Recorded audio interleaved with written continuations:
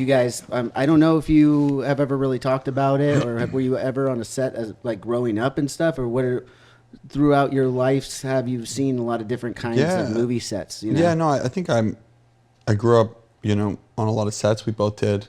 So I think for me, He was kept at home. yeah, for me, I always loved it. There was such a magic to it being there that I always knew I wanted to tell stories in some way, whether that was, whatever that was. So from an early age, I kind of knew that's what I wanted to do. And so it's great. And, even running around, we had a camera at the house, so I'd always be running around like filming this guy, making him do stuff. And he'd usually quit, like making little videos. That's awesome. And he'd always, you gave me a look like I was like, what did I say? Well, no, I smile because I could actually picture it a little bit, but I'm also picturing it in my head. He'd always quit though halfway through because I'd be so demanding. I'd be like, I want to know. Sit down. I told you to sit down, do this, and then like he'd be like, I'm going. He'd just like go watch TV, be like, please come back. He'd be like, no, and I'd be like, fuck. And then like I wouldn't have the movie, but or one time I replaced him with a puppet. He didn't quit this time. Yeah, he didn't quit. He made it through. So I told him actually beforehand as a joke. I think I told you. I was like, don't quit.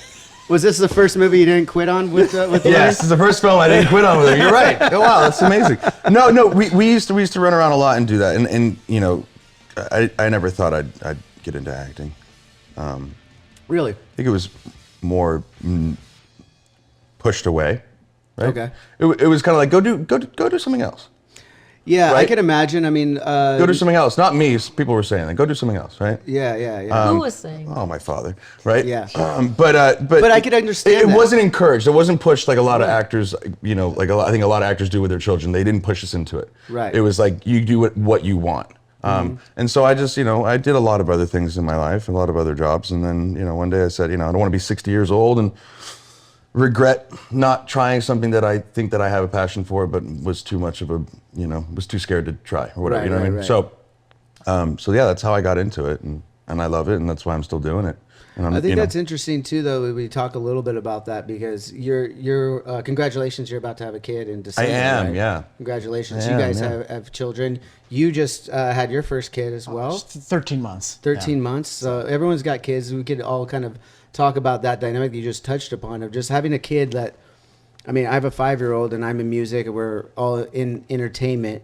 And they ask that question, other people will ask you that question. Would you ever want your kid to follow in your footsteps rather? And you always kind of go, well, yeah, I like a lot of what I do, but there's also a part of it that kind of sucks. And do I want that for my kid is kind of the question. So I think what your father, your family might have been thinking at that point. I don't want to put myself in that position, but I kind of can as a father at this point.